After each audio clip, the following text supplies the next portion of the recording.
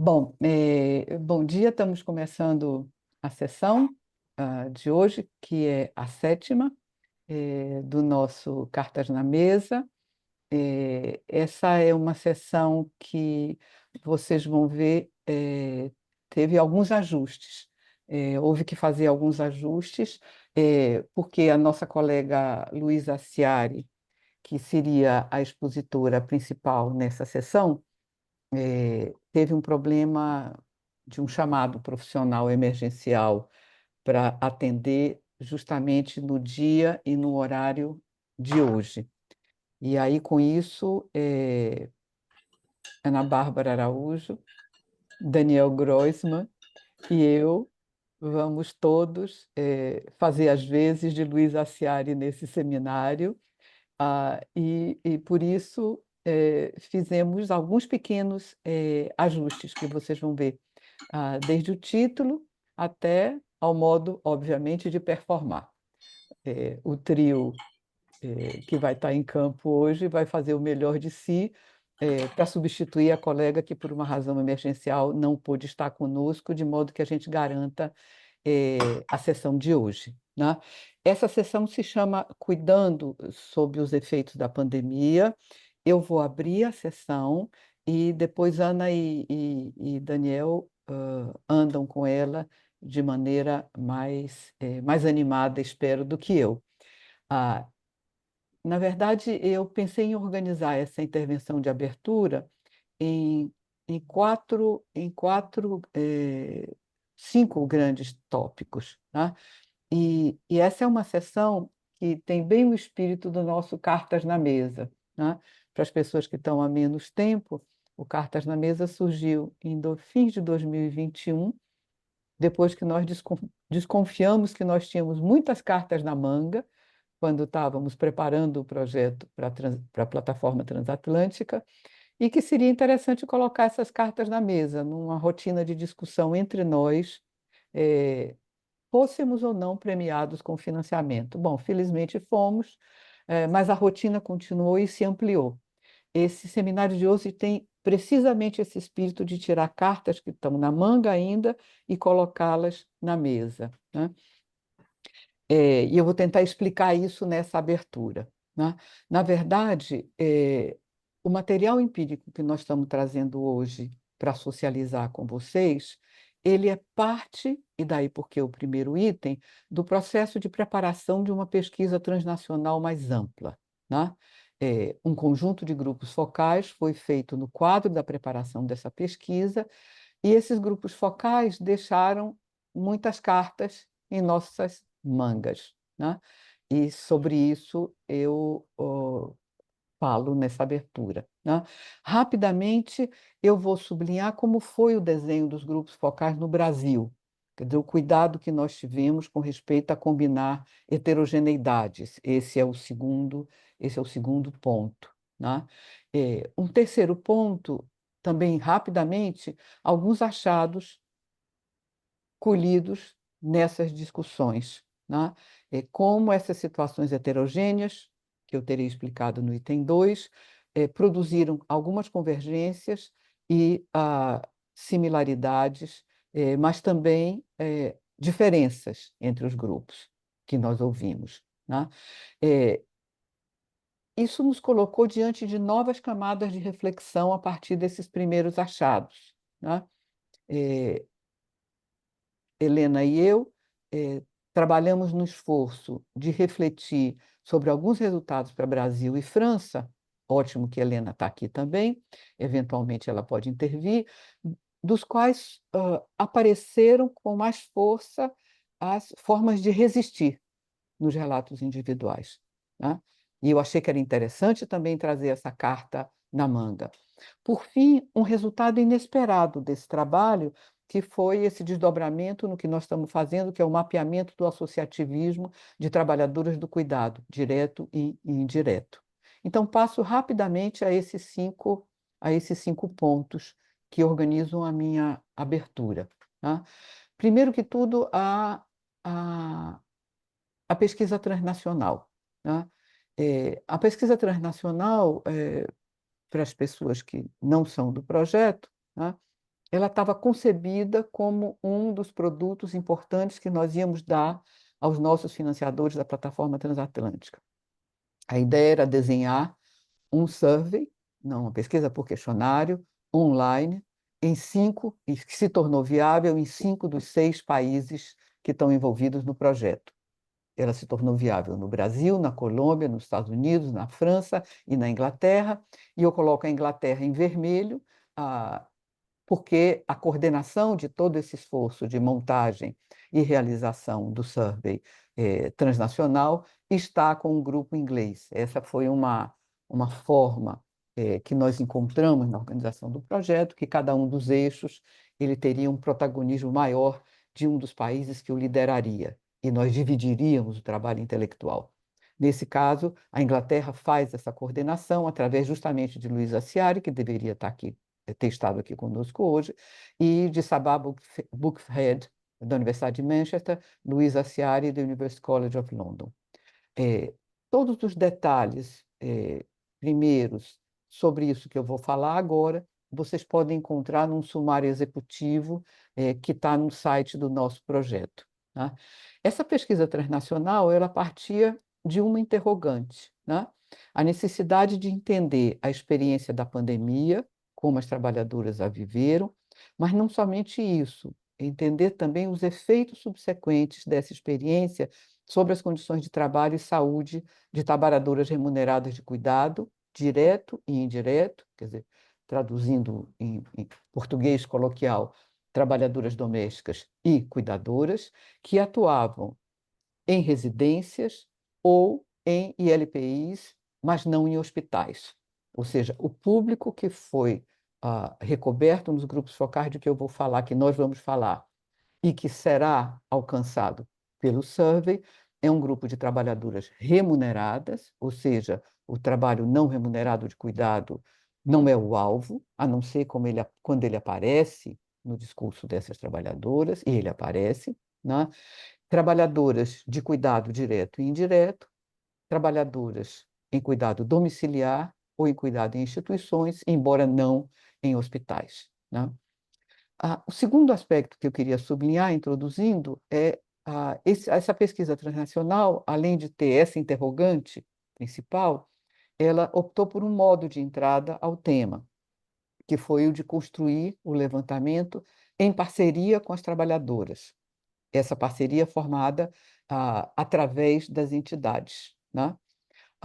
E essa parceria disse respeito não somente ao momento que a gente vai entrar agora, que vai ser da aplicação do survey online, né, para tornar viável a ampliação, a maximização das respostas, mas essa parceria veio desde o começo da pesquisa, inclusive no processo de construção do questionário.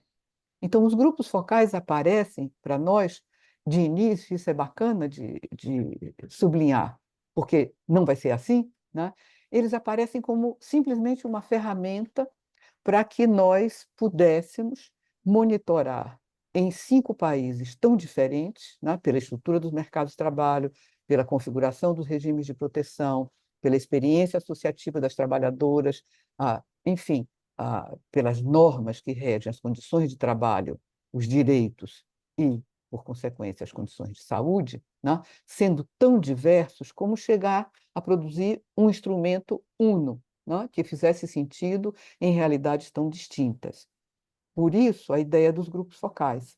Quer dizer, os grupos focais eram um modo de nos alimentarmos da reflexão das trabalhadoras para bem construirmos o questionário também, além de um modo de construir parceria com as entidades para que a aplicação do questionário nos rendesse um número não só amplo, mas que pudesse ser minimamente representativo da diversidade dos vários países.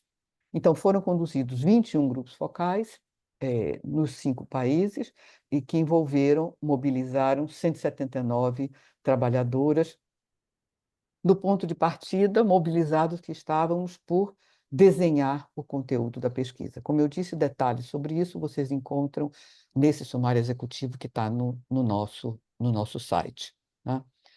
Desculpem estar em inglês, eu aproveitei isso de uma exposição anterior da própria Luísa, para vocês terem uma ideia da repartição por países, né? Na Colômbia foram 6 grupos focais, 3 com trabalhadoras domésticas, 3 com trabalhadoras domésticas e trabalhadoras domésticas sindicalizadas e trabalhadoras domésticas não sindicalizadas, em Cali e em Bogotá, ah, um total de 60 trabalhadoras, né? No Brasil, foram 59 trabalhadoras mobilizadas em 7 grupos focais, sendo trabalhadoras de cuidado direto e indireto em 3 cidades, depois eu volto a isso. Na França, foram 18 participantes em 2 grupos focais, em Paris e Blois. Na Inglaterra, foram 19 participantes em 3 grupos focais, também diferenciados, e é interessante vocês verem no quadro ah, as bases dessa diferenciação, né? Às vezes regionais, às vezes por tipo de trabalho, por assignação em locais de trabalho. Nos Estados Unidos foram 23 trabalhadoras em 3 grupos focais. Vou passar rapidamente, a gente pode voltar a isso.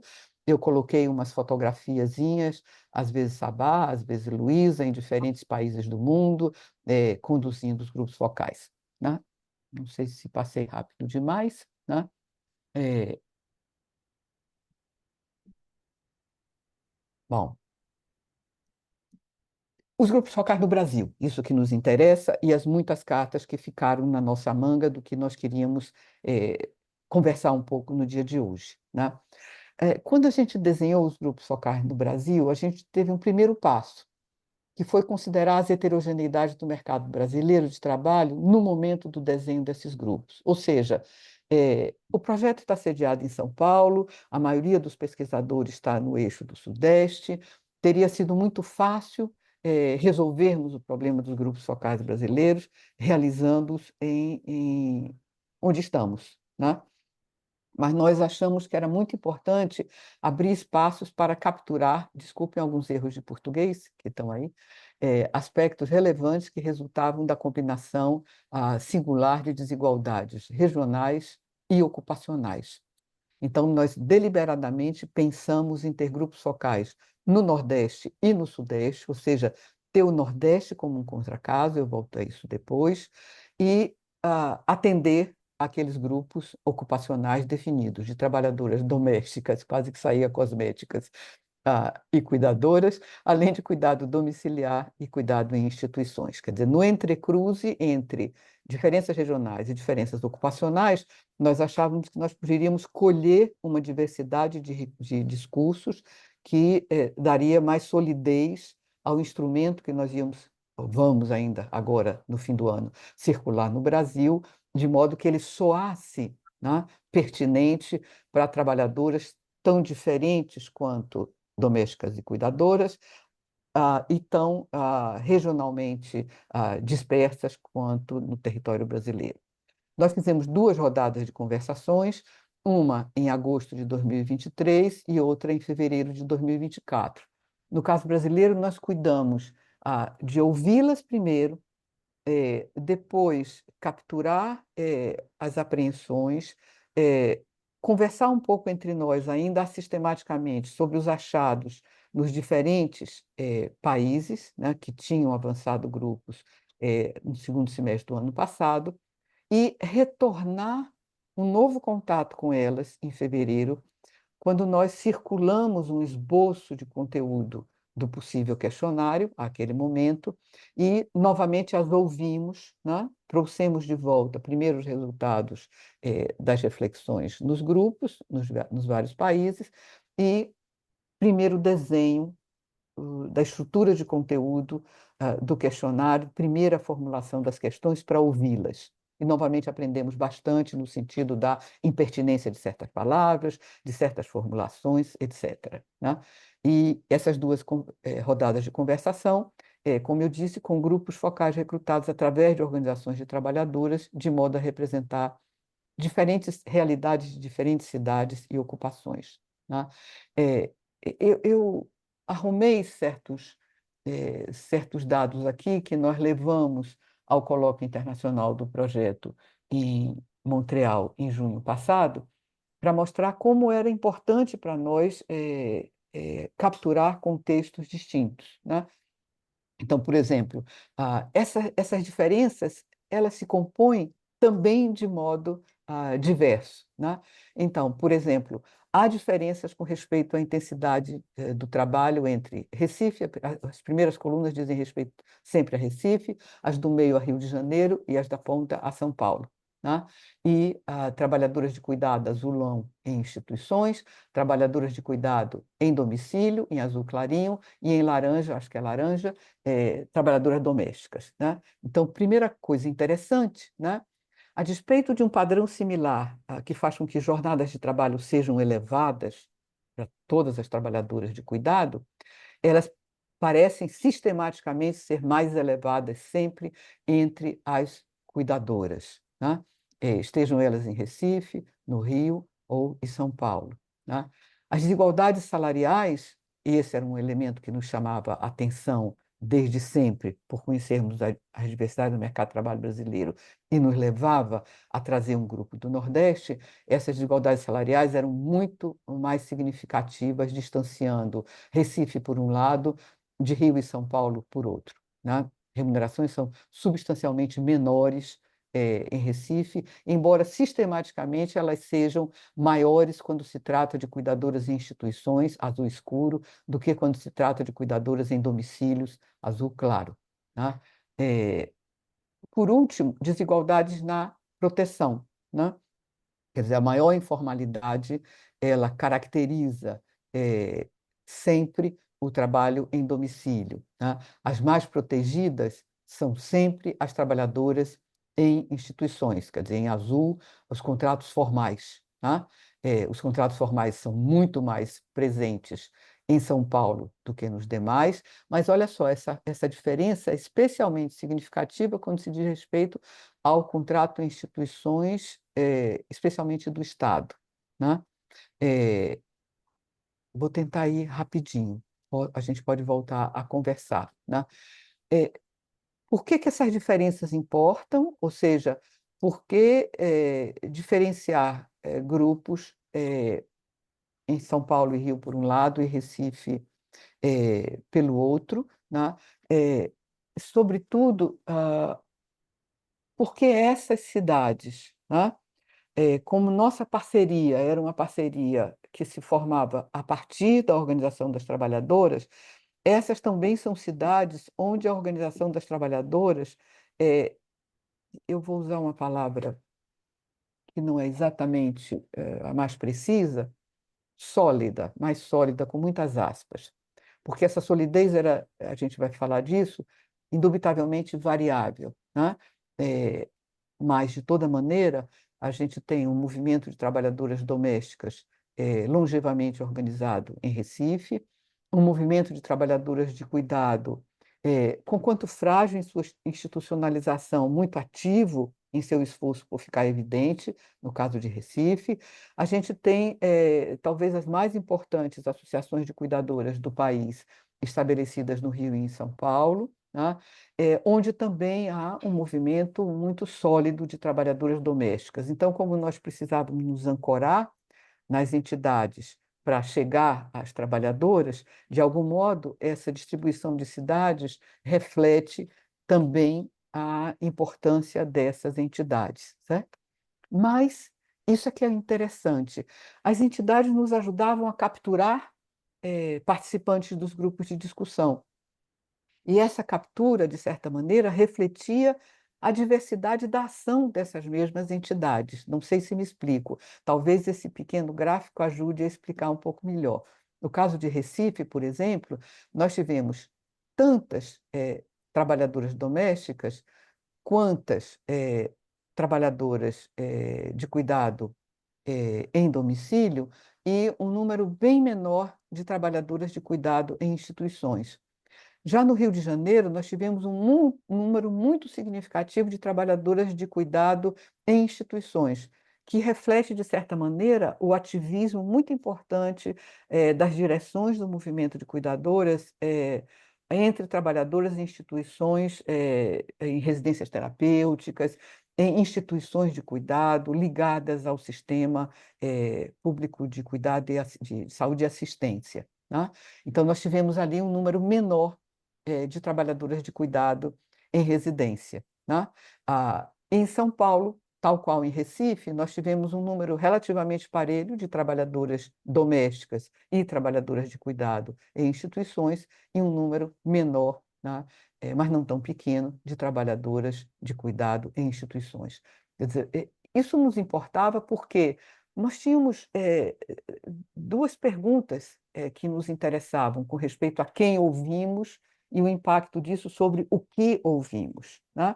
A primeira era uma pergunta analiticamente muito mobilizadora, né? Será que o perfil dos grupos do Nordeste se diferencia dos grupos do Sudeste? E isso marca as narrativas das cuidadoras, que enfatizam aspectos distintos se comparadas às percepções das trabalhadoras domésticas, né? Então, essas eram perguntas que nos animavam desde o desenho dos grupos, mas que seguiram nos animando nas explorações iniciais. E eu não queria falar mais do que 20 minutos, já tem 19, né? Eu queria passar rapidamente, antes de deixar para Daniel e Ana complementarem, sobre algumas convergências que, em certa medida, refletem as condições anteriores, né? Quer dizer, de algum modo, são convergências que são elas mesmas dependentes do caminho anteriormente trilhado por essas organizações e por essas pessoas. Mas essas convergências não são simplesmente mais do mesmo, era isso que eu queria chamar um pouco a atenção. Então, a primeira convergência dizia respeito ao reconhecimento, né? Como o reconhecimento foi, por assim dizer, eu vou usar uma palavra que não estava na linguagem delas, cosmético, né? Ou seja, o que é o reconhecimento possível sob um governo negacionista, né? Quer dizer, e aí elas estavam falando da experiência da pandemia, né? Esse reconhecimento cosmético, por exemplo, conviveu com um acesso muito atrasado à vacina, isso foi algo reiteradamente posto de modo generalizado, né? Por um acesso desigual à proteção no local de trabalho, por exemplo, máscaras e similares, e as diferenças, de novo, reiteradas, eram muito claras entre trabalhadoras domiciliares e trabalhadoras em instituições, né? Essas últimas tendo mais acesso a equipamentos de proteção do que as anteriores, né? As trabalhadoras domiciliares, inclusive, sublinhando como os familiares se sentiam inteiramente livres para circular na casa desprotegidos, né? Estando elas ali, né? Circular sem máscaras, e nem sempre elas tinham máscaras, muitas vezes elas tinham que comprar as máscaras que usavam, né? Terceiro, uma interseção entre dificuldades relacionadas à pobreza, né? Ah, e o alcance das transferências de renda emergenciais que tiveram lugar nesse período. Por exemplo, muitas cuidadoras ou trabalhadoras domésticas falavam de que os endereços, né, que elas tinham não eram endereços, por assim dizer, considerados legais para torná-las elegíveis para os benefícios que foram fundamentais, no caso do Brasil, emergenciais, né? Às vezes haviam múltiplos beneficiários no mesmo endereço, o que reduzia também a possibilidade de obtenção do benefício, né? No Nordeste, nós ouvimos relatos insistentes sobre esse status ambivalente de trabalhadoras essenciais, né? Eram essenciais, mas essenciais como, né? E, por último, uma recorrência no tema da fome, né? O tema da fome como algo que corria muito em paralelo a todas as narrativas sobre condições de trabalho que eram formuladas por essas trabalhadoras, né? O tema da fome é um tema, a gente viu em outra linha do nosso projeto, que foi central para entender todo o associativismo solidário que emergiu durante o período da pandemia no Brasil, né? E ele aparece também na narrativa das trabalhadoras, né? Então, as organizações eram fundamentais e a ação coletiva dessas organizações elas foram muito fundamentais para fazer face a essa questão da fome entre trabalhadoras, no caso brasileiro, trabalhadoras e seus familiares, no caso brasileiro, né? Então já aparece aí, mesmo quando a gente está olhando para trabalhadoras remuneradas, a partir do que elas viveram nos seus locais de trabalho, a força com que o cuidado comunitário e certas cadeias de solidariedade verticais, a força com que essa arquitetura se implantou no Brasil nesse período, né? Por outro lado, a pandemia lançou luz, ou as várias experiências da pandemia lançam luz não apenas sobre doenças ocupacionais comuns, né, mas sobre algo que nos chamou muito atenção, sobre condições de saúde mental, né, e condições de saúde ambiental das famílias e amigos, né? Condições essas que têm consequências duradouras, né? De algum modo, o Survey Cuida Covid, feito pela Fiocruz, no qual Daniel Grossman, que está aqui conosco, esteve fortemente engajado, juntamente com Dália Romero, e do qual nós já tivemos um Cartas na Mesa, ali no Cuida Covid já se chamava muito fortemente a atenção para a questão das condições de saúde mental. Aqui aparecem as condições de saúde mental lado a lado com as condições de saúde ambiental, tá? É, ambas com consequências duradouras em termos da qualidade de vida dessas trabalhadoras, né? A pandemia também aumentou condições adversas de trabalho, que já eram comuns, né? Com consequências de longo prazo. Esse é um ponto interessante, né? É como se a pandemia tivesse estabelecido certas formas de uso predatório do trabalho que duram depois, né? Algumas foram notáveis, como experiências de prisão no local de trabalho, e foi significativo que forças-tarefas fossem organizadas e se tornassem socialmente visíveis e, inclusive, legítimas como instrumento relevante para libertar trabalhadoras urbanas, né, e especialmente de âmbitos domésticos de trabalho. Isso aconteceu no Rio de Janeiro, e a Aciege foi importante, mas isso aconteceu em Recife, isso aconteceu em São Paulo. Narrativas sobre violência no local de trabalho, que enfatizam diferentes fontes de violência, né? Violências perpetradas por familiares nas casas, violências sofridas por cuidadoras em residências terapêuticas daqueles que eram beneficiários do seu trabalho, né? Narrativas sobre pagamentos retidos pelos empregadores, né? E narrativas sobre as trabalhadoras e o direito, em seu direito a viver a vida nas suas casas, né? Ou seja, a possibilidade de voltar, um contraface da ideia da prisão, né? Mas uma narrativa das trabalhadoras que atuavam em residências sobre os direitos particularmente desiguais e as dificuldades que as entidades encontravam para a aplicação da lei nesses casos, né?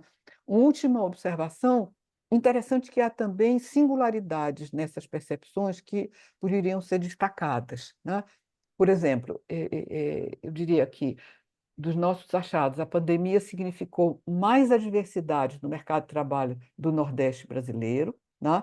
Ao mesmo tempo em que pioraram as condições de trabalho no Sudeste, que nós vimos eram ruins, mas um pouco menos ruins que as condições de trabalho no Nordeste. Quer dizer, há uma piora, mas essa piora ela não é equânime, né? Essa piora significou ainda mais adversidade no mercado de trabalho nordestino, né? Uma contínua deterioração no mercado de trabalho no pós-pandemia, isso é muito interessante, sublinhada de modo incisivo entre as trabalhadoras do Nordeste, especialmente do Nordeste, né? Agora, a pandemia teve impactos também na organização coletiva, né? Impactos que parecem refletir, diria, as condições prévias dessas organizações em cada local, e em cada segmento. Por exemplo, a pandemia aumentou a capacidade organizacional em alguns casos. Isso foi notável no caso das trabalhadoras domésticas e na Finatrade. A Finatrade ganhou proeminência, ganhou maior presença pública por suas iniciativas em torno de campanhas por proteção de quem trabalha, em torno de visibilização de dados sobre agravos à saúde e às condições de trabalho, ela ganhou especial protagonismo e visibilidade pública, logo, força política, capacidade de produzir materiais instrucionais, discussões, intervenção, na organização dessas trabalhadoras.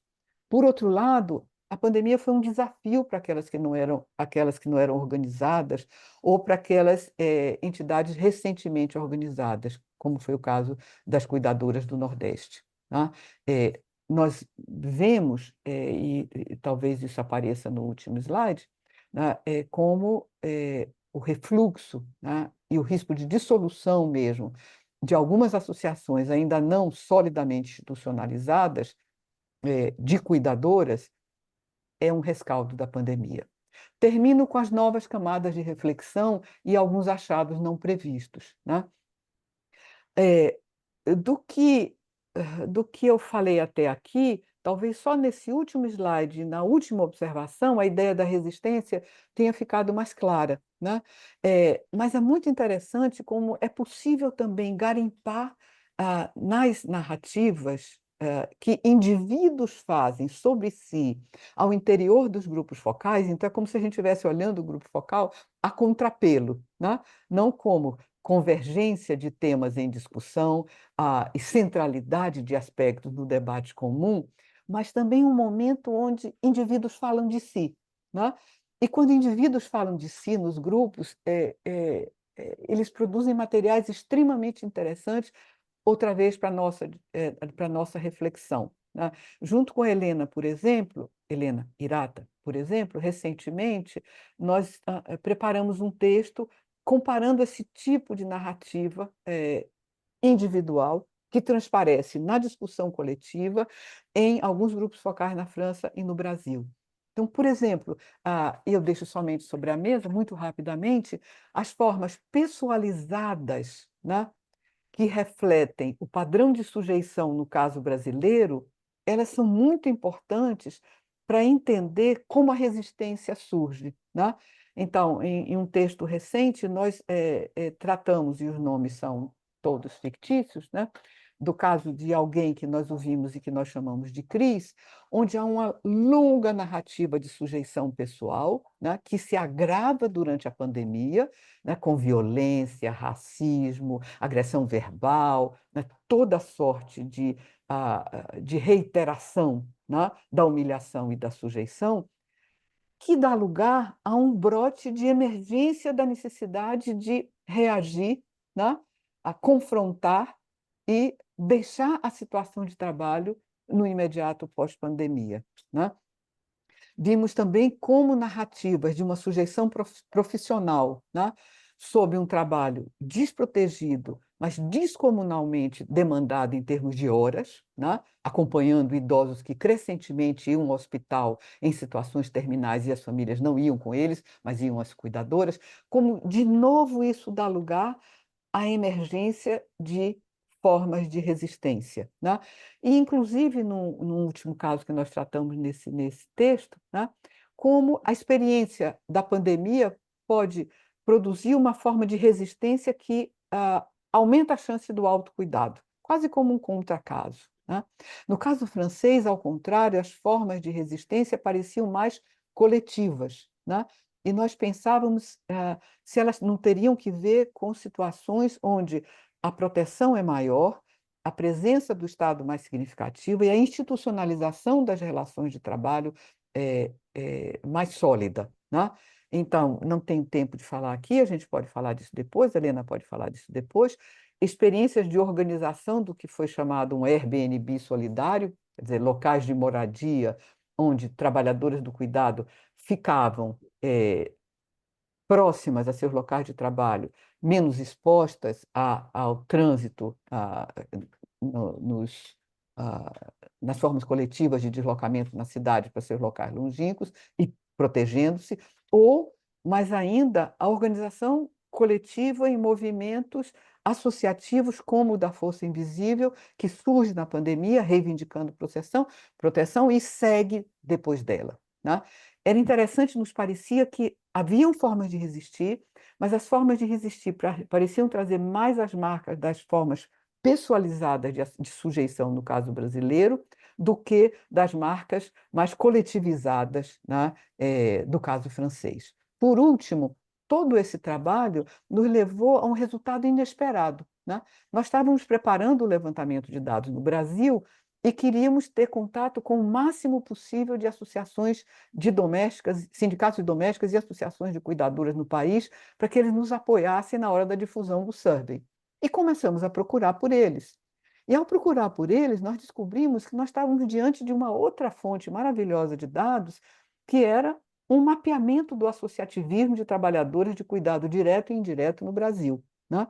Que está em curso, e eu só sublinho três traços, mas Ana Carolina Andrada está aí e pode complementar na discussão, tanto quanto Luma. Primeiro, a desigualdade da implantação regional das entidades, quem sabe num movimento que reflete a concentração do próprio mercado de trabalho. Segundo, a notável fragilidade das entidades de cuidadoras, né? Que a gente pode se perguntar se não tem elos com a ausência do reconhecimento profissional, eu diria que provavelmente sim, né? E terceiro, a virtude dessa força centrípeta que a FENATRAD tem no caso da Organização das Trabalhadoras Domésticas no Brasil, que não elude a existência de sindicatos que escapam ao guarda-chuva, ao próprio guarda-chuva pujante da FENATRAD. Esse foi um achado de meio de caminho, que eu achei que também era interessante deixar sobre a mesa nesse momento. Muito obrigada. Enfim, Daniel e Ana, podem completar.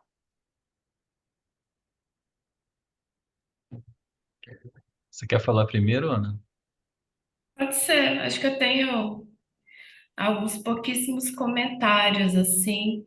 E dessa vez eu acho que é a vez que o Cartas na Mesa tá mais cartas na manga mesmo, né? A gente conversou sobre isso, porque realmente a gente, né, tá num processo ainda de análise desses dados, né, de maturação, e digamos assim, a pessoa que era o ponto, né, de todos os grupos focais, que a Luísa não está aqui, né? Mas eu queria apontar algumas coisas que me chamaram a atenção também, muito nesse esforço de pensar junto, né? Não tem nada assim muito preparado, como a apresentação da Nádia, mas de trazer alguns pontos que me chamaram a atenção, tanto nos grupos focais de Recife, que foram os que eu acompanhei, quanto na discussão, né, com a equipe dos grupos focais brasileiros.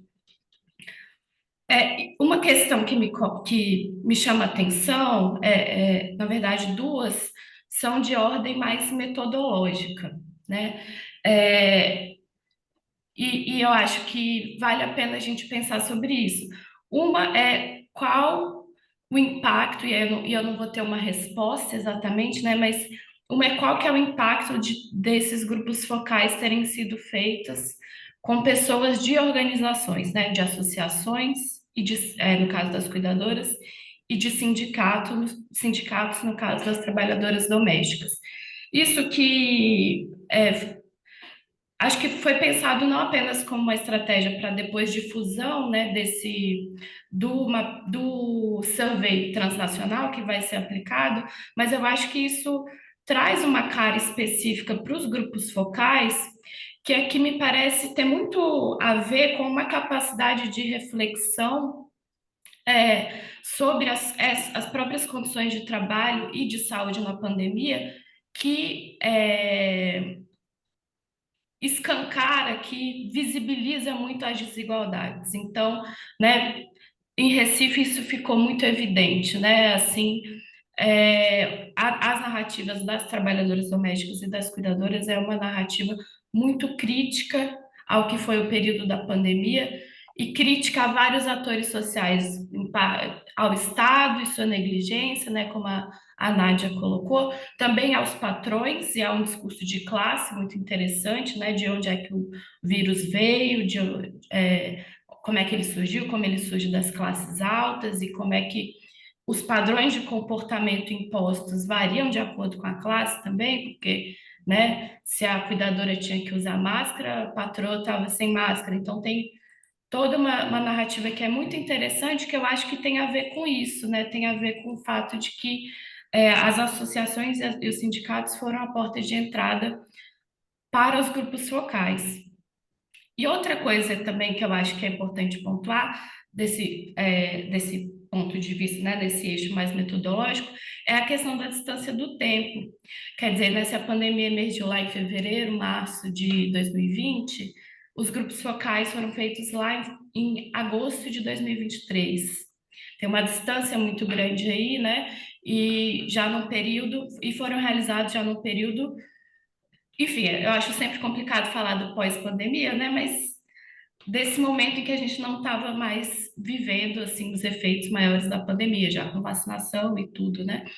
Mas ao contrário do que poderia parecer, né, do que a gente poderia imaginar, a pandemia está muito presente. Ela não está assim esquecida, né? Porque, enfim, em algumas pesquisas, né, acho que é até um desafio falar da pandemia, porque as pessoas parecem que não se lembram mais, mas no caso, eu acho que os impactos sobre as condições de trabalho, né, foram tão grandes, né, sobre a rotina, enfim, que a pandemia é muito central, né, e destaco que muito no processo, especialmente, né, no caso de Recife, num processo de continuidade com esse contexto atual, né, de deterioração mesmo do mercado de trabalho, que eu acho bem interessante de pensar, né, assim, o que que ficou, como a Nádia colocou, nessa essa deterioração ficou muito evidente, né? É, e eu acho que é isso, assim, queria pontuar essas duas coisas relacionadas à metodologia e em relação ao, aos resultados, acho que eu falei um pouquinho, né? Essa crítica sobre esse percurso social do vírus, né? Que ele vem do exterior, das classes altas, e depois chega às classes baixas, que não tem as mesmas possibilidades de expressão, isso aparece com muita força, a reclamação sobre o acesso nas vacinas, né? Mas um ponto que me chamou a atenção, né, que a gente tem até pensado, como também essas trabalhadoras não ficaram imunes, né, sem querer fazer trocadilho, às fake news e aos discursos negacionistas, né? Então a gente teve no Recife duas cuidadoras que não se vacinaram, né? Uma não tomou nenhuma vacina e uma tomou apenas uma dose. Então esse foi um tema também muito discutido, né? A maioria, obviamente, tomou vacina, acredita na importância da vacina, mas a gente teve esse dado também. E acho que é isso. Passo a palavra para o Daniel. Obrigado, Ana. É, eu também estava pensando nisso, que você falou da questão do tempo, quando eu estava aqui organizando, revendo as minhas notas, mas eu fiquei com a impressão de que, mesmo sendo em 2023, foi possível, de uma certa maneira, a gente trazer elementos daquele período, sim, né? Porque a pandemia não foi igual para todo mundo, né? E eu acho que esse talvez seja um dos achados dessa pesquisa, como que a pandemia foi vivenciada por esse universo de trabalhadoras, né? A ponto que, 2 anos depois, a gente possa falar, elas possam rememorar e trazerem relatos de situações muito difíceis.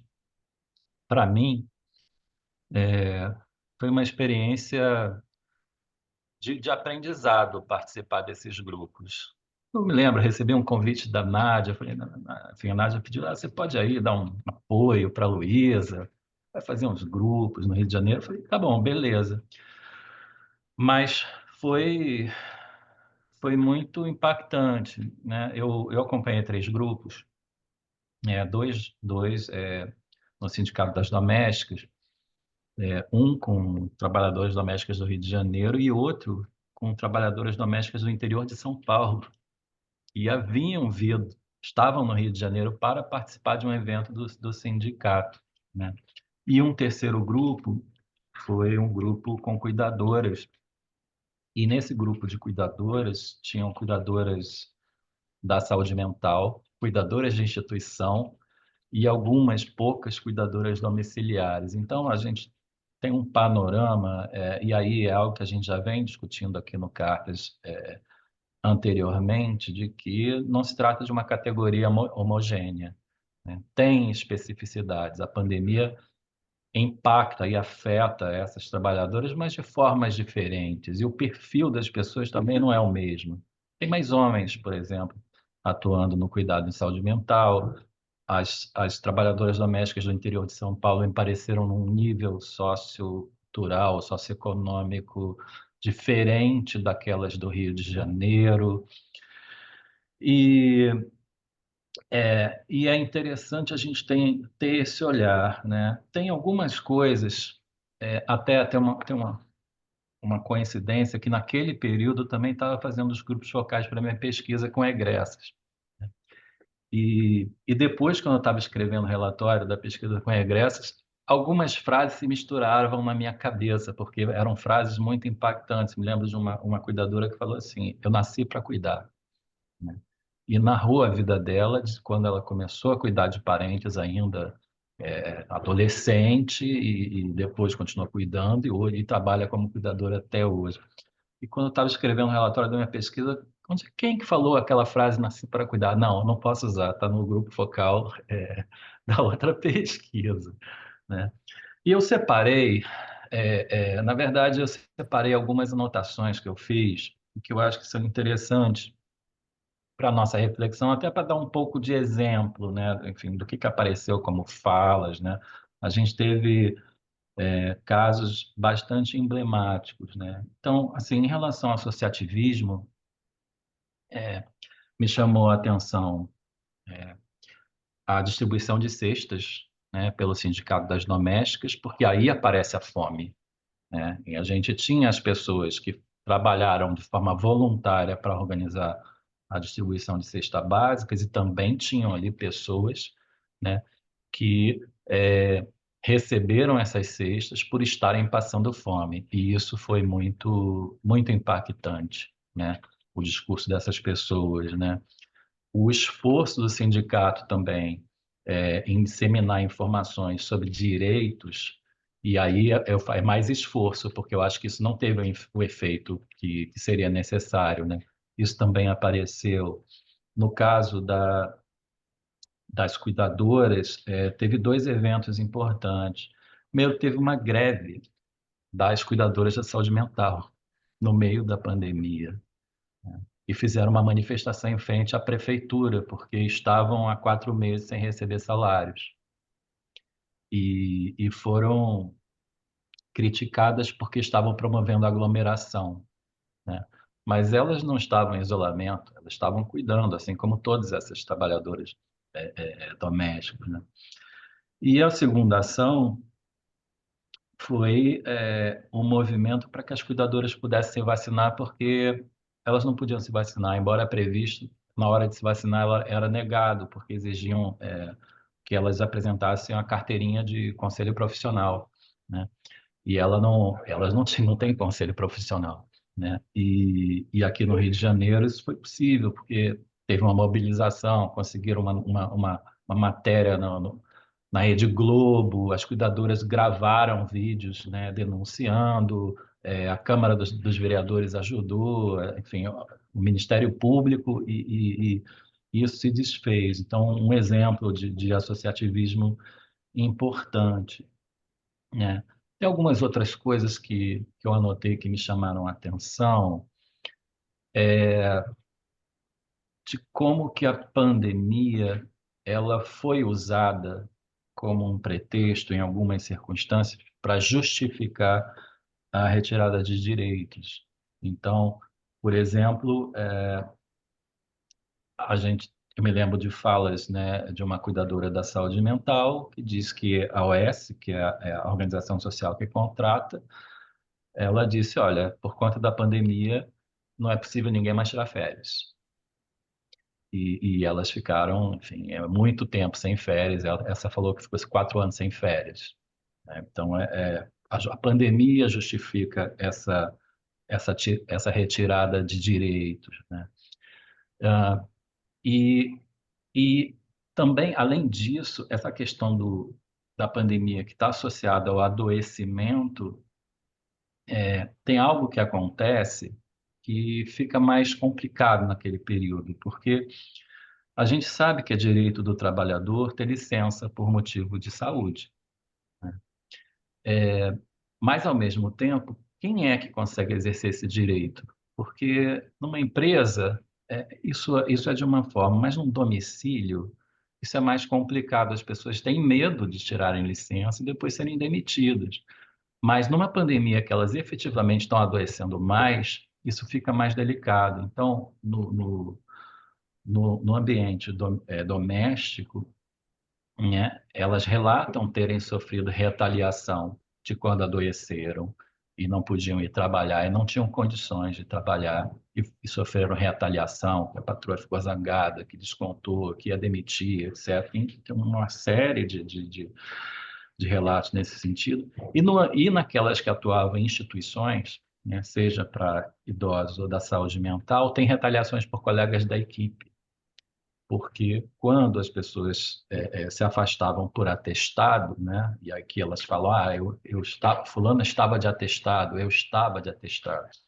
A equipe que estava trabalhando, ela fica mais sobrecarregada, porque tem mais uma pessoa a menos, né? E assumem os horários, eu tenho que trabalhar mais horas, eu tenho que cuidar de mais pessoas. E aí, quando essa pessoa retorna, ela sofre retaliação dos colegas de equipe, né? E uma das falas também que eu notei, que eu me lembro, um cuidador homem, que ele tinha sido ele foi contratado na pandemia para atuar numa, num serviço num RT da saúde mental.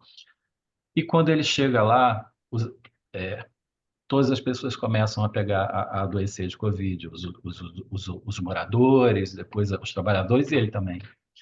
E ele fica com medo de dizer que tinha pego, medo de ser demitido, né? Até o momento que ele consegue falar, né? Então, essa questão desse binômio saúde e doença estava muito presente nas falas, e eu não sei, até a gente não fechou o texto ainda, né? É, né? Mas, mas tem muito material interessante que pode entrar ou pode servir para um texto depois, né? Que, mas que pelo menos eu fico feliz de estar trazendo alguma coisa aqui para vocês terem um pouco da noção daquilo que a gente se deparou, né? Algo que me chamou a atenção ainda em relação às trabalhadoras da saúde mental é que tem uma contradição entre o propósito do trabalho delas, que significa fazer a desinstitucionalização de pessoas que passaram a sua vida internados, né? E ressocializar, né? Essa função da residência terapêutica e esse trabalho delas, né? Acompanhar na rua, enfim, estimular a autonomia. E na pandemia, é, isso não é possível. Elas têm que ficar trancadas com esses usuários nesses serviços, reproduzindo o confinamento, né, que acontecia no histórico manicomial, né? Então, como Uhum. que isso era difícil para elas lidarem com isso, porque elas têm um olhar. E algo que também aparece, enfim, apareceu de uma maneira muito evidente, é a diferença que trabalhar dentro de um serviço que está integrado numa política, como é o caso da saúde mental, porque tem protocolos, né? Se o usuário adoeceu, aciona o bombeiro, e aí vai a prefeitura, tem uma série de protocolos para lidar com as situações, é, que não existe no domicílio, né? Pelo contrário, no domicílio são protocolos, às vezes, tirados da cabeça dos patrões. Então, uma das cuidadoras falou que lá onde elas trabalhavam, elas tinham que inclusive, se alimentar de luvas, o que é errado, né? Enfim, você deve tirar as luvas para comer para não se contaminar, né? Então, tem protocolos malucos ou ausência, uma vulnerabilização muito maior, isso aparece nos gráficos, né? E comentando vendo os gráficos que Nádia compartilhou conosco, me chamou a atenção o seguinte: acho que a vulnerabilidade social me parece maior das trabalhadoras domésticas, mas o aumento da intensidade do trabalho me parece maior entre as cuidadoras por questões óbvias, né? E porque a gente pode pensar de como esse cuidado das pessoas idosas na pandemia se intensificou, né? O que mais? Deixa eu ver aqui, o que mais que eu anotei?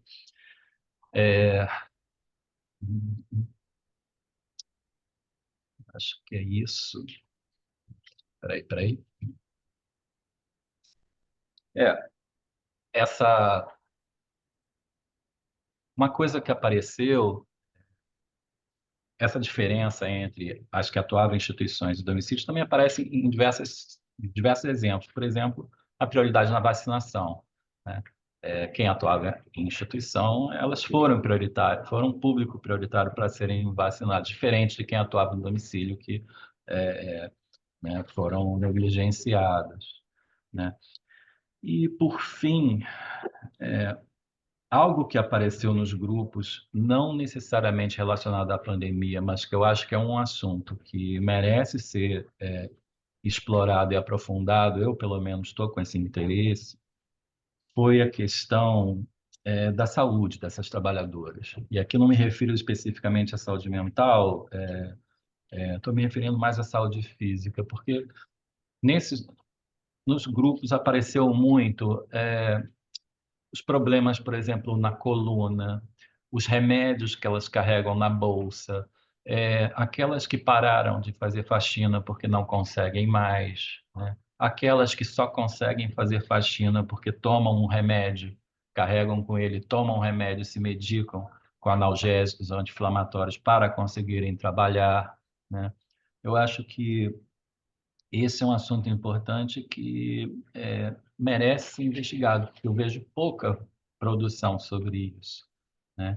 E, e é uma força, e é um universo de trabalhadores que está envelhecendo, né? Que faz trabalhos pesados, né? E é importante a gente ter um olhar nessa direção. É isso. Obrigada, Daniel. Eu chuto a bola e defendo no gol, então eu coordeno a abertura dos comentários.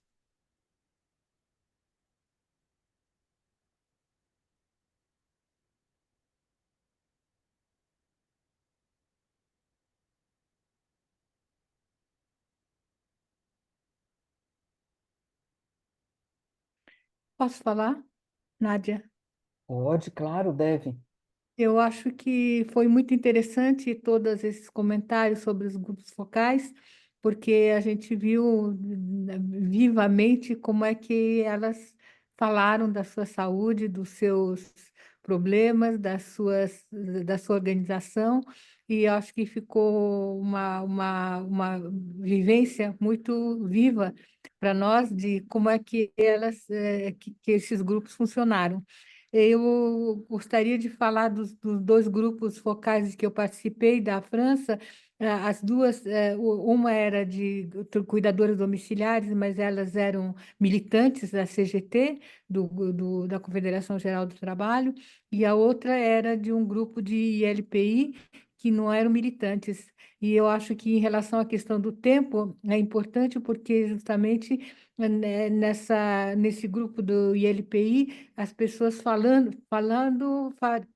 parecia que tinha acontecido ontem, embora também tivesse sido em 2023 uma reunião que relatava acontecimentos de 2020. Havia pessoas que choravam quando lembravam da quantidade de mortes de beneficiários nas ILPIs onde elas trabalhavam, e os choros mostravam como era vívida a experiência desse cuidado que eram feitos pelos ILPIs. Eu acho que o que é importante assinalar no caso da França é que os grupos, como a Força Invisível, de que falou a Nádia, a Força Invisível das Cuidadoras, era um grupo que se formou durante a pandemia e que continuou depois da pandemia, mas elas não existiam antes da pandemia. Foi a pandemia que tornou possível essa realização de um coletivo de mulheres que trabalhavam cada uma nas suas casas, nas casas dos seus beneficiários, dos seus idosos, e que se juntaram para fazer esse trabalho de organização, por melhores condições de trabalho, por melhores condições de salário, etc. E não eram pessoas militantes, embora os grupos militantes também começassem a existir e a trabalhar também no período da pandemia. Então, acho que é muito importante assinalar que a pandemia foi uma ocasião para esses grupos começarem a funcionar e a exigir melhores condições de trabalho e que elas trabalhavam antes da pandemia, mas não tinham essa possibilidade de se organizar e de lutar conjuntamente. Eu acho que é só. Obrigada, Helena. Tem um comentário no chat de Marcos e tem uma coisa de Tamires, que diz: não estou conseguindo falar via microfone, fiquei curiosa em saber se fizeram algum recorte e análise racial nos grupos. É, eu acho que posso talvez responder rapidamente a Tamires. Não, Tamires, nós não fizemos nenhuma exigência que as entidades nos indicassem pessoas classificadas por elas racialmente, né? Nós sabíamos que, em termos de sexo, claro, em média são 8 em 10 mulheres nesse segmento. A gente teria uma predominância de mulheres, né?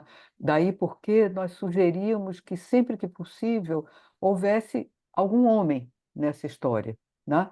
De modo que a gente pudesse ter diferentes tipos de narrativa, e talvez eu comente alguma coisa sobre isso. Mas é evidente pelo peso, a mesma coisa com a composição por sexo, pelo peso da presença da população negra no provimento de trabalho de cuidado no Brasil, né, não precisava a gente demandar representatividade de trabalhadoras e trabalhadores negros, né? A maioria de trabalhadoras e trabalhadores negros, ela era, ela se fez naturalmente evidente, entende? Porque eles são a maioria no segmento. Por outro lado, nós passamos um questionário, né, de perfil, no momento do início de cada um dos grupos, onde nós perguntávamos pela autoclassificação racial dessas pessoas, além de perguntar algumas outras coisas, como experiências de tempo de trabalho no cuidado, etc.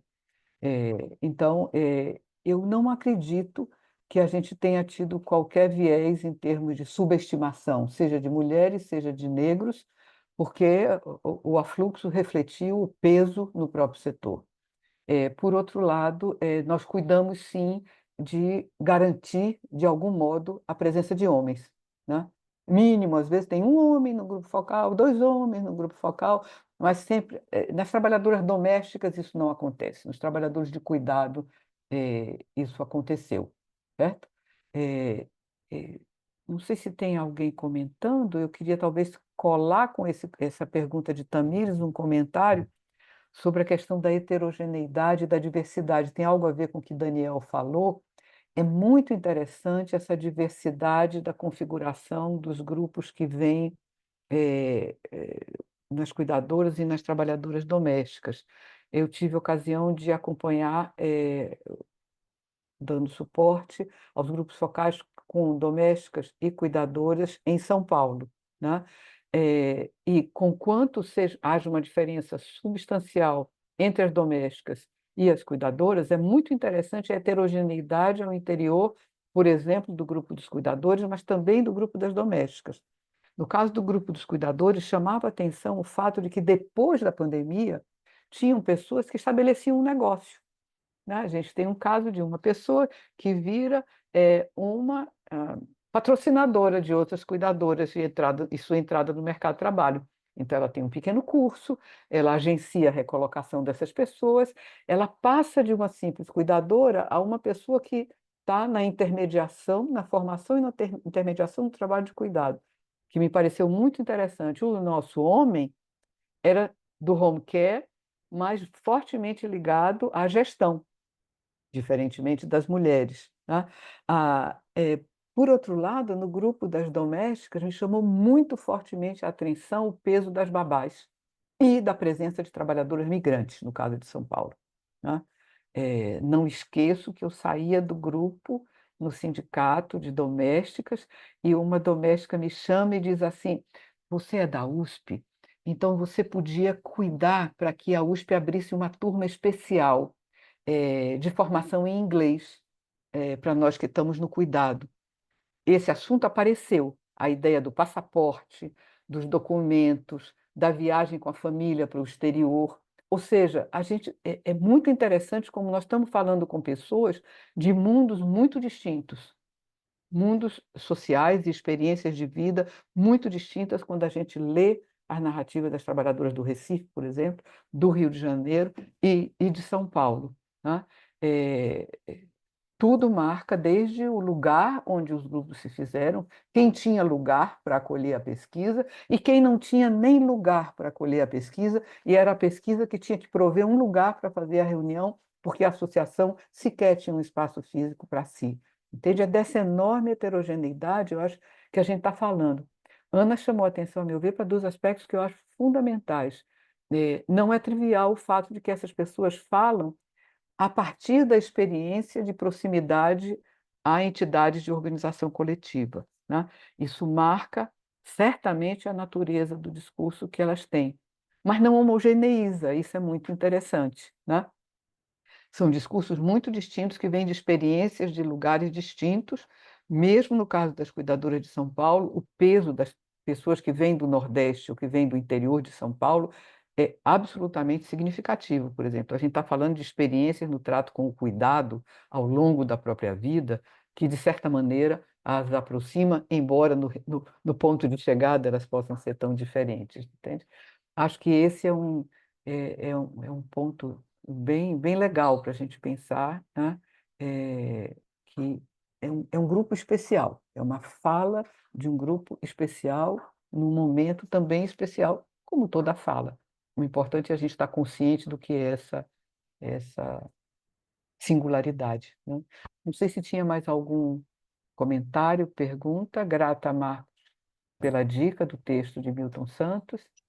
Fatinha está com a mão levantada. Ixi, não apareceu, Fatinha, sua mão, E tinha desculpa. uma pessoa também com a mão levantada, É, para Marilise, mim eu tá acho. aparecendo. Vocês não estão vendo a mãozinha? Não estou Eu vendo sua tô, mãozinha. eu Ué, tô. Tem Vai lá, Fatinha. Fatinha e Marilis Marilis. e Fátima. tinha uma pessoa na minha frente, Marilis. Marilis. Era eu. Eu estava quase abrindo mão para não usar muito tempo, mas eu vou, então, fazer rapidamente, passar muito rápido, eu adorei a metodologia, muito legal, a quantidade de dados é impressionante, e a heterogeneidade também, né? Parece que sai muitos textos e muitas linhas, né, de investigação. Eu até retirei porque eu fiquei na dúvida se isso foi central no grupo, nos grupos focais, e eu fiquei com medo de puxar a discussão para outra coisa. Mas eu fiquei interessada em saber se também da parte das cuidadoras é possível observar uma potencialização da organização delas. E acabou conectando um pouco com o que a Helena falou lá da França, que ela observa isso, né? Porque a FENATEAD ela aumentou sua capacidade de visibilidade, né? Apareceu produzindo materiais, fazendo ações coletivas bem importantes, né? E as cuidadoras, até por não terem uma regulamentação, não terem sindicatos organizados do mesmo porte, né? Eu fiquei curiosa se esse momento foi um momento catalisador, talvez, das energias, de encontros, né? E se isso permitiu aumentar, e especialmente se tem uma diferença disso em relação a Recife, Nordeste e Sudeste, né? Era isso. Obrigada. Ratinha. Olá, gente. Parabéns aí, né, ao grupo que fez a apresentação do trabalho. Na verdade, eu queria mais era fazer uma sugestão, assim, porque eu gostei muito na hora que a Helena falou do relato, da experiência dela com os grupos focais da França, né? E assim, por mais que vocês tenham feito um excelente relato do trabalho aqui no Brasil, são coisas que, de certa forma, a gente tem mais intimidade, né? Mais informação, até de outros trabalhos. A gente sabe que a realidade do Nordeste é diferente do Sudeste, vocês trataram isso com muito cuidado, e isso veio com muita evidência, mas eu fiquei curiosa demais para poder ver a comparação entre os países, sabe? Assim, é, de ouvir mesmo os relatos, né? Porque é uma coisa que me chamou a atenção, né? A Nádia disse que houve muitas críticas a vários atores, não sei se foi a Nádia ou a Ana que fala, não sei. É, houve os relatos eram muito críticos em relação aos vários atores, né? Ao Estado, aos patrões, é, por parte das cuidadoras e dos cuidadores e tal.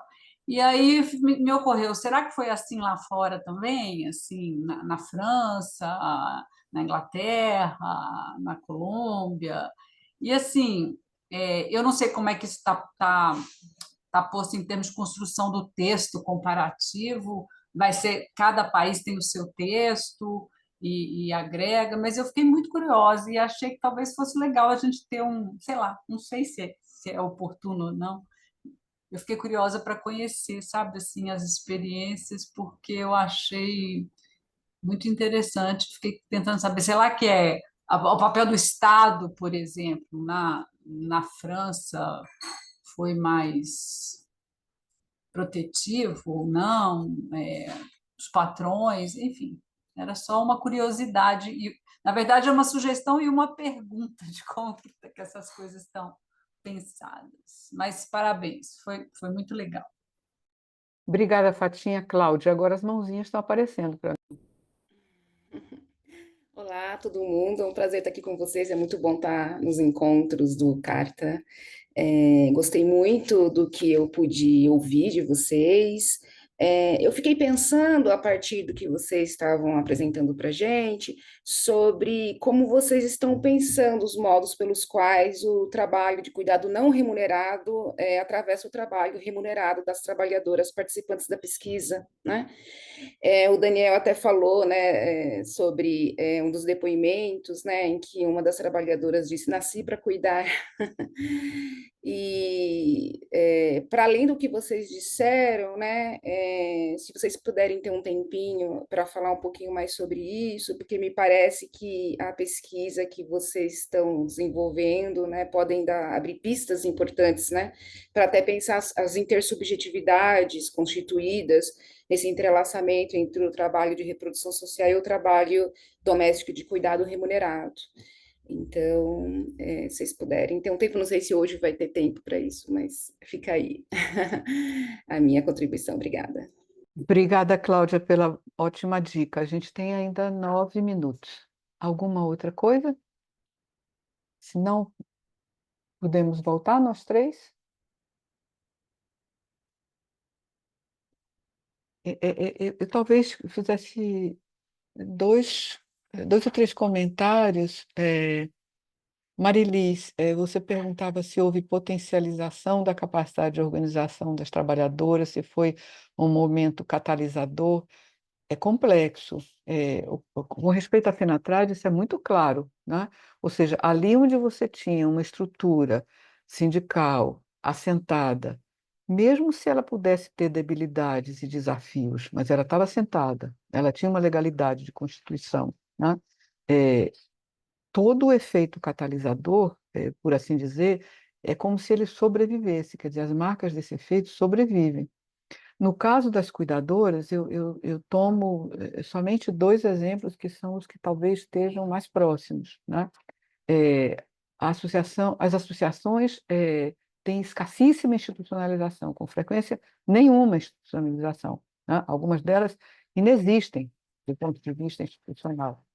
Eu tinha dito isso, por vezes sequer tem espaço físico, como é o caso do Recife, mas tiveram um importante protagonismo, né, durante o período da pandemia, seja nas cestas, seja nas denúncias para proteção, com vistas à proteção. Agora, eu arriscaria dizer que o que resta desse efeito no pós-pandemia é muito mais tênue quando a gente está falando de organizações que não têm institucionalidade, né, aglomerados de interesses coletivos que não têm uma institucionalidade, do que quando a gente está falando dos que têm, né? Basta lhe dizer duas coisas. A Associação de Recife segue sem existir como personalidade jurídica. A Associação de São Paulo corre risco de ser fechada, né? Em que pese o protagonismo que teve durante a pandemia. Nesses dias, lida com a iminência do seu fechamento, né? Então, eu aventaria a hipótese de que ali onde há uma institucionalidade que ancore, e essa institucionalidade está fortemente, a meu ver, ligada ao reconhecimento profissional, né? A possibilidade de capturar, né, e ecoar esses momentos de maior protagonismo no futuro da organização, ela é maior, entende? Não é necessária, não é uma contingência necessária, mas ela é maior, né? E, nesse sentido, eu acho que há diferença, sim, entre o Nordeste e o Sudeste. Por exemplo, se eu digo a Associação de Cuidadores de São Paulo, nesse momento, se debate com o risco de ter que fechar, na hora que ela fechar, ela vai deixar uma sede que tem um espaço no centro de São Paulo, que é razoavelmente bem localizada, negociada com outros atores, enquanto que a Associação de Recife, que continua existindo em toda a sua informalidade, não tem nenhuma ancoragem em termos físicos, né? Ela existe a partir da ação das pessoas que estão à frente do movimento, entende? Não sei se fica um pouco mais claro isso, né? Fatinha, grata pela sugestão. Eu não teria nenhuma capacidade de falar sobre os achados dos outros países, né? Na verdade, eu ouvi por alguns minutos, porque a gente só teve alguns minutos para falar no caso do Canadá, rápido relato sobre o que aconteceu nos outros países, né? É, de fato, não havia a ideia de textos e reflexões sistemáticas a partir dos grupos focais. Eles eram totalmente instrumentais. Eles eram um mecanismo para armar o questionário. Nós, no Brasil, nos deparamos com a riqueza desse material e estimulamos isso. E aí começou em cadeia um esforço, basicamente protagonizado pela própria Luísa e Sabá, no que diz respeito aos outros países, de aproveitamento dos grupos focais, ao qual o grupo da França também reagiu de maneira bem positiva, aproveitando esses resultados, entende? Então, é um processo meio assistemático de aproveitamento dos resultados dos grupos focais, embora tivesse havido uma rápida apresentação e, de novo, no site, há um sumário onde alguns dos achados para os outros países estão apresentados. Eu sugeriria que você desse uma olhada ali. Eu sou absolutamente incapaz de falar sobre esses resultados para os outros países, certo? Acho que a comparação entre países realmente é extremamente interessante, porque a gente está falando de situações muito desiguais. E é essa desigualdade que atraía o projeto. Cláudia, eu só diria muito rapidamente, é muito legal pensar sobre os modos pelos quais o trabalho não remunerado perpassa a narrativa das trabalhadoras remuneradas, né?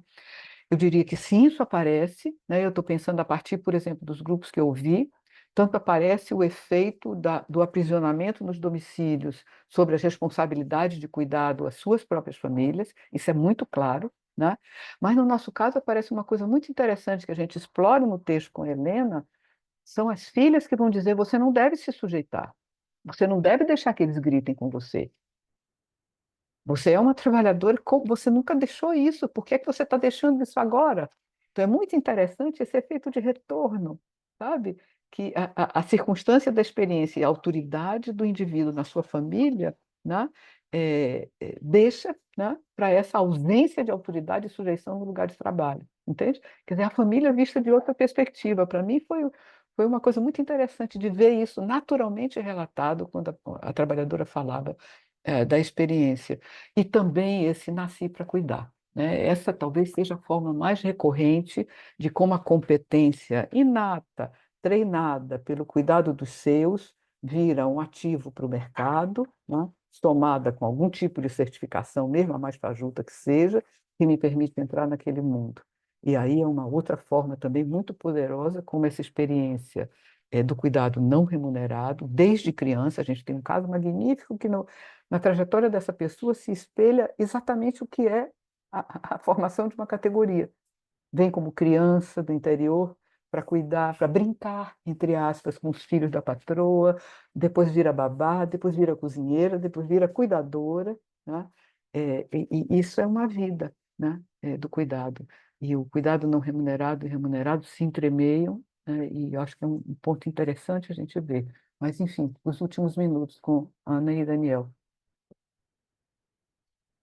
Acho que é isso, Nádia. Não sei, não tenho nenhum comentário, acho que está respondido. Vixe,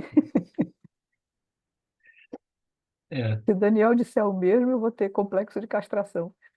não, eu vou falar só para não contrariar, né? Enfim, assim, Cláudia, essa questão do cuidado remunerado a gente sabe que é super importante, tá? E aqui no Brasil a gente tem um caso que é emblemático na pandemia, que é o do garoto Miguel, é isso, o garoto que caiu da janela, né? Porque a sua mãe, empregada doméstica, teve que levar ele junto no trabalho, as escolas estavam sem aula e teve que descer para passear com o cachorro, né? Da patroa, né? E o garoto não foi cuidado e caiu pela janela, né?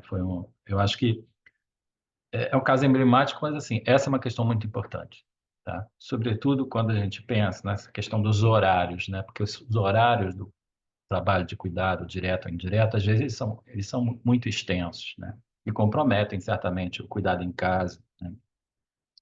Mas isso foi pouco explorado nessa pesquisa, porque a gente tinha um roteiro que era baseado no questionário, e o questionário ele é muito focado para violações de direitos no trabalho, tá? Então eu não me lembro de ter especificamente aparecido nesses grupos focais, tá? E assim, um pequeno comentário em relação à fala de Fatinha. Sim, a gente também tem muita curiosidade para saber como foi em outros países, mas a gente não tem como responder de fato, né? Apenas o que eu posso mencionar é que, por exemplo, tinha todo um módulo do questionário sobre imigração, que é um tema muito importante, né, nos países do primeiro mundo, e que aqui, no caso, não era muito importante para a nossa realidade. A gente tem imigrações regionais, mas a gente tem pouquíssimos imigrantes que vêm de fora do Brasil para trabalhar aqui é, no emprego doméstico. Então, tem muitas diferenças, né, entre os países. Claro que tem pontos em comum, mas tem especificidades, né? E fico por aqui. Acho que foi bacana a manhã de reflexões. Muito obrigada, Daniel, Ana, pela solidariedade na recuperação desse dia de discussão. Nós procuramos fazer o melhor de nós, dada a ausência de Luísa. Eu espero que tenha sido um seminário, de interesse para todo mundo. Nós temos ainda, né, na sequência, desse ciclo, eh, 3 outros seminários. No 4 de novembro, a gente vai ter um seminário bem interessante com a Ana Amélia Camarano, em que ela vai estar discutindo os resultados de uma pesquisa, um survey online, que foi feito agora no meio do ano, com trabalhadoras domésticas e do cuidado, proposto e organizado pelo IPEA, coordenado por Ana, em que também aspectos bem interessantes foram discutidos, resultados interessantes já foram apresentados numa mesa redonda em que estivemos Daniel, Ana Bárbara, a própria Ana e sua equipe, em Brasília, na reunião da ABEP. Eu acho que vai ser bem bacana esse seminário de Ana no 4 de novembro. Depois, no 18 de novembro, a gente tem um seminário com a Lanis Bejo, da Colômbia, sobre políticas de cuidado em meio ao conflito armado na Colômbia, e avançamos por uma das especificidades, do cuidado naquele país, e fechamos no dia 25 de novembro com Priscila Vieira, num seminário sobre envelhecimento e cuidado, chamado Cuidando em Família, né? Essa é a nossa agenda para as próximas vezes. Eu queria também dizer que está no ar, né, no nosso site, uma gravação muito bacana feita por Daniel Grossman no canal Que Rola na Geronto, a partir do relatório da pesquisa, a qual ele fez uma rápida referência sobre trajetórias pós-formação de trabalhadoras de cuidado que foram treinadas no excelente curso da Fiocruz, acompanhando-as e pensando os efeitos dessa formação. É uma entrevista bem legal com Marília Berzins, com Ieda Duarte, com Sérgio Pascoal. O relatório de Daniel também já está no ar, no nosso site, para quem tenha interesse.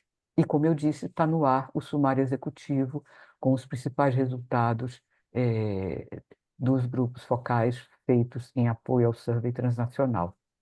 Bom, foi um prazer ter todo mundo aqui e tenham uma ótima semana.